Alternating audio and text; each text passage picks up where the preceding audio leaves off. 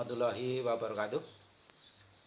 Selamat bertemu kembali anak-anakku sekalian kelas 8 dalam pembelajaran PPKN.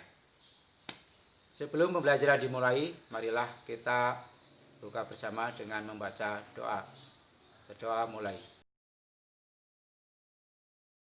Berdoa selesai.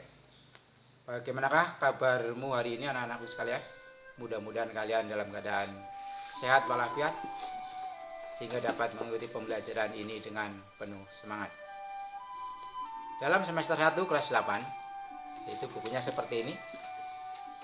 Ya, di sini ada 3 bab nanti yang kita pelajari di semester ini. Adapun bab 1 adalah memahami arti dan fungsi Pancasila. Dalam pembelajaran kali ini, tujuannya adalah agar kalian sebagai peserta didik dapat memahami arti dan kedudukan Pancasila. Sejak kapan bangsa Indonesia mengenal istilah Pancasila? Berasal dari bahasa apakah istilah Pancasila tersebut?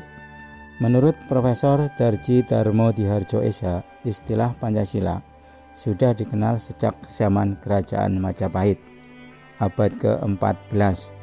Terdapat dalam kitab Negara Kertagama karangan Prapanca dan dalam kitab Sutasoma karangan Tantular. Istilah Pancasila berasal dari bahasa Sanskerta, dari kata panca yang berarti 5 dan sila berarti batu sendi, asas, prinsip atau dasar. Jadi Pancasila berarti batu sendi yang 5 atau dapat juga diartikan pelaksanaan kesusilaan yang 5 atau Pancasila Krama.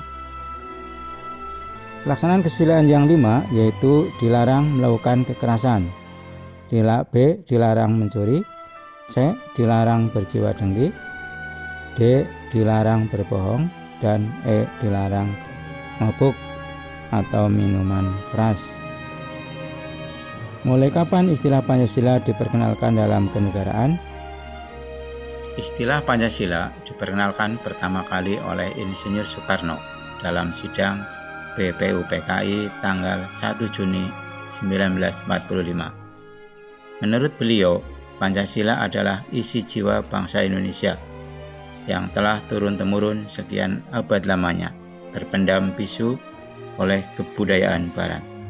Dengan demikian, Pancasila tidak hanya falsafah negara, tetapi lebih luas lagi, yaitu falsafah bangsa ini. Profesor Muhammad Yamin berpendapat bahwa Pancasila berasal dari kata panca yang berarti 5 dan sila berarti sendi, asas, dasar atau peraturan tingkah laku yang penting dan baik. Jadi Pancasila merupakan 5 dasar yang berisi pedoman atau aturan tentang tingkah laku yang penting dan baik. Dalam sidang PPKI tanggal 18 Agustus 1945, para pendiri negara menyepakati sebagai dasar negara Indonesia adalah Pancasila.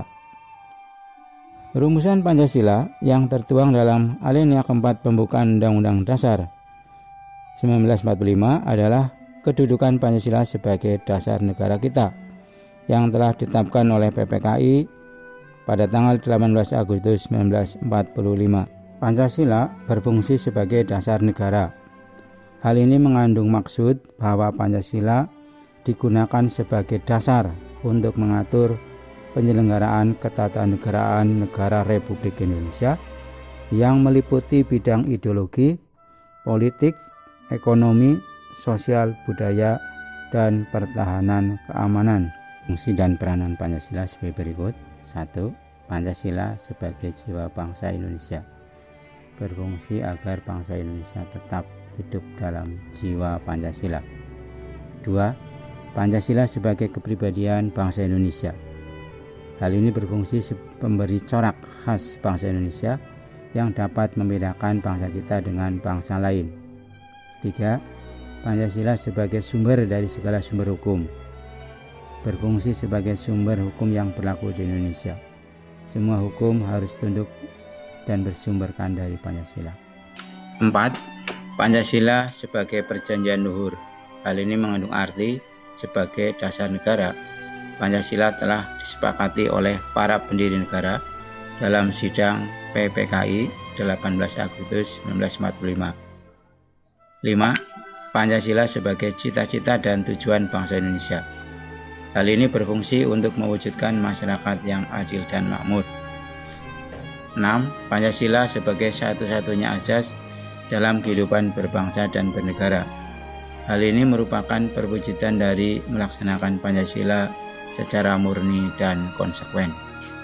Yang ketujuh, Pancasila sebagai moral pembangunan. Hal ini Pancasila berfungsi sebagai kerangka, acuan, tolok ukur, parameter, arah dan tujuan dari pembangunan nasional. Setelah pembelajaran ini nanti ada beberapa tugas yang harus kalian kerjakan dan dapat dikerjakan melalui kertas, nanti dipoto, dikirimkan melalui WA ke guru mata pelajaran ataupun dikerjakan secara online. Sebelum kita akhiri pembelajaran kali ini, marilah kita tutup dengan berdoa. Berdoa mulai. Berdoa selesai. Terima kasih. Wassalamualaikum warahmatullahi wabarakatuh.